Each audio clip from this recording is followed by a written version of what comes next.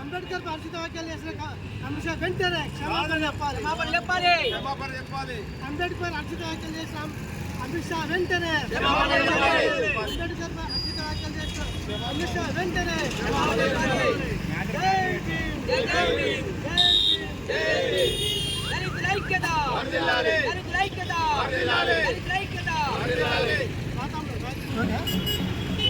కేంద్ర హోంశాఖ మంత్రులు అమిత్ షా పార్లమెంట్ సాక్షిగా భారత రాజ్యాంగ రూపశిల్పి ప్రపంచ మేధావి బాబాసాహెబ్ అంబేద్కర్పై అనుచిత వ్యాఖ్యలు చేయడం జరిగింది.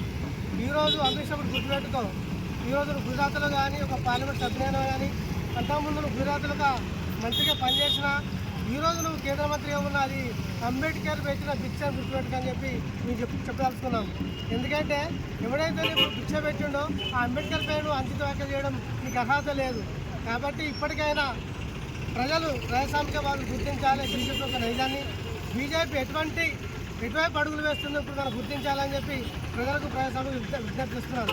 నిన్నగాక మొన్న పార్లమెంటులో ఫెడరల్ స్ఫూర్తికి భిన్నంగా భారతదేశ సమైక్య స్ఫూర్తికి భిన్నంగా రాష్ట్రాలకు కేంద్రాలకు ఒకటేసారికి జమిలి ఎన్నికలు పెడదామని చెప్పి ఓటింగ్ నిర్వహించడం జరిగింది. దీన్ని ప్రతిపక్షాలు కూడా చాలా తీవ్రంగా వ్యతిరేకించడం జరిగింది. దీన్ని తీవ్రంగా వ్యతిరేకిస్తున్నాం. ఒకవేళ అధ్యక్ష పాలన ఈ దేశంలో వచ్చినట్లయితే ఈ ఫెడరల్ స్ఫూర్తికే విరుద్ధం, ఈ భారతదేశం యొక్క లౌకిక విధానానికే విరుద్ధం. కాబట్టి ఈరోజు బీజేపీ కానీ ఆర్ఎస్ఎస్ కానీ ఈ దేశంలో దళితులను క్రిస్టియన్ ముస్లిం మైనార్టీలను వేరు చేయడానికి హిందూ మతాన్ని పెంచుకొచ్చడానికి మళ్ళొకసారి మనస్ఫూర్తిని బ్రహ్మణ రాజ్యాన్ని స్థాపించడం కోసమే ఈ జమిలీ ఎన్నికల నాటకం ఆడటం జరుగుతున్నది. అందులో భాగంగానే ఈరోజు అంబేద్కర్పై అమిత్ షా వ్యాఖ్యలు చేయడం జరిగింది. దీన్ని చాలా తీవ్రంగా ఖండిస్తున్నాం. భారతదేశ ప్రజలకు వెంటనే అమిత్ షా క్షమాపణ చెప్పాలి. అదేవిధంగా క్షమాపణ చెప్పకపోతే వెంటనే తన మంత్రి పదవికి రాజీనామా చేయాలని చెప్పి మేము దళిత సంఘాల ఐక్యవేదిక బెల్లపల్లిని డిమాండ్ చేస్తున్నాం. జై భీమ్. పార్లమెంట్ సభ సాక్షిగా మన హోంశాఖ కేంద్ర మినిస్టర్ అమిత్ షా గారు మరి డాక్టర్ బాబాసాహెబ్ అంబేద్కర్ గారి గురించి అనుచిత వ్యాఖ్యలు చేసిన సందర్భంగా ఈరోజు మేము బెల్లంపల్లి కేంద్రంలో మరి ఈ దళిత సంఘాల ఆధ్వర్యంలో అంబేద్కర్ గారికి పాలాభిషేకం చేయడం జరిగింది. అమిత్ షా ఒకటి గుర్తుంచుకో, ఈరోజు నీ పదవి అంబేద్కర్ పెట్టిన భిక్ష అనేది గుర్తుంచుకో. ఇంకొక విషయం ఏమిటంటే అంబేద్కర్